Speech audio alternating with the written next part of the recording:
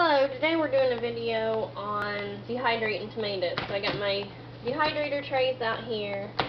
I got my tomatoes washed. I have little cherry tomatoes. I raise heirloom cherries and they're prolific for cracking, so we can't take them to market or give them CSA. So what I'll do with those is dehydrate those. Now I store my dehydrated tomatoes in gallon jars in a dark closet. After they're dehydrated, I put them in the freezer for like 3 days and freeze them good and hard, so if there's any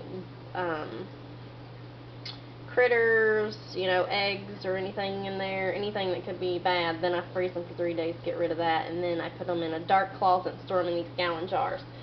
Then when I need my tomatoes, I'll go in and fill up a quart jar, and I always keep a quart jar in the kitchen. The sides of the tomatoes that have a lot of skin and the cherry tomatoes, I put on a separate tray than like my regular slices because they take longer. I poke them with a good clean sanitary pen, just use like alcohol or something to clean it. And then this allows some of the moisture to escape better if you pierce the skin.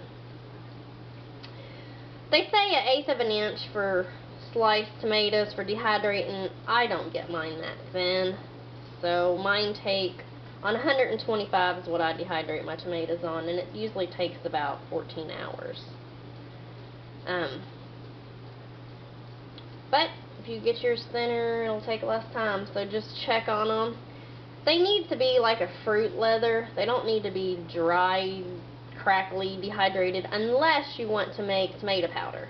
If you want to make tomato powder where then you're going to send the dehydrated tomatoes through the blender, then I go ahead and dehydrate it really crisp. But otherwise, they should be pliable. Let me show you. Like this, like you can bend the tomato, it's just pliable. And you want to store them, like I say, in a dark place.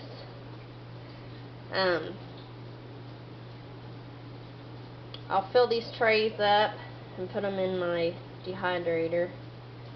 If you want to have like raw food, if you're into the raw food and that kind of thing, put your dehydrator on like 110. Otherwise, I put mine on 125. And I'm just piercing these because these are the sides of the tomatoes, and they take a little longer. And also I'll do that with the cherries, because I'll just split those right in half like that.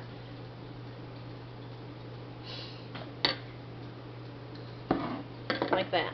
But on the slicers, what I do is just take off the little top and then push my sides over there, because I'm not, and then slice them just like that. A good serrated knife works great. This is the one that I have.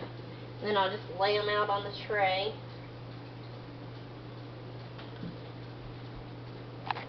Show you that over there. Here's my trays going on. I have my sides over here. And like I say, I store them in these gallon jars. There's the gallon jars. And let me show you, I have a tray already over here. I use the Excalibur 5-tray dehydrator. This is what a tray looks like full. I think I'm going to order 3900 series this fall because I need more room. There's my salsa.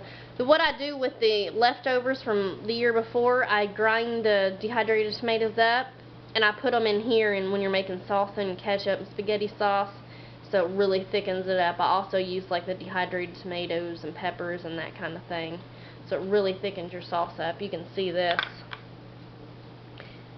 You gotta shake it. It's not like that runny stuff. The dehydrator is good because we sell at market and we also have a CSA. Because sometimes I'll come home and have like less than half a bushel of tomatoes. That's not really worth canning. And plus, I like the dehydrated tomatoes better than I do canned tomatoes for the most part.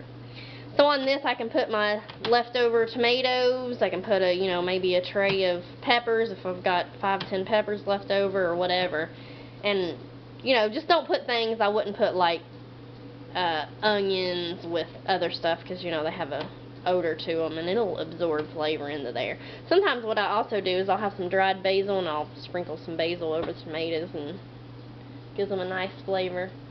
But like I say, the tomatoes that I have left over from the year before, I'll go ahead and maybe, if they're kind of pliable, I'll put them in the dehydrator and dehydrate them out real crispy. Put them in your Vitamix, blend that up into a powder, and you can use that to thicken all your ketchup and salsa and spaghetti sauce and all that you're canning. So that's what I do with my dehydrated tomatoes and how I do it. And you can see the thickness. I don't get them that 1/8 of an inch like they say. Mine's a little more than that. So, you know, and like I say, it takes me about 14 hours to dehydrate mine. So usually what I'll do is after I do my morning garden stuff, I'll come in and do my tomatoes or peppers, whatever I got going on, and then in the morning it's done. Alright, that's it for the dehydrating tomatoes. Thanks for watching.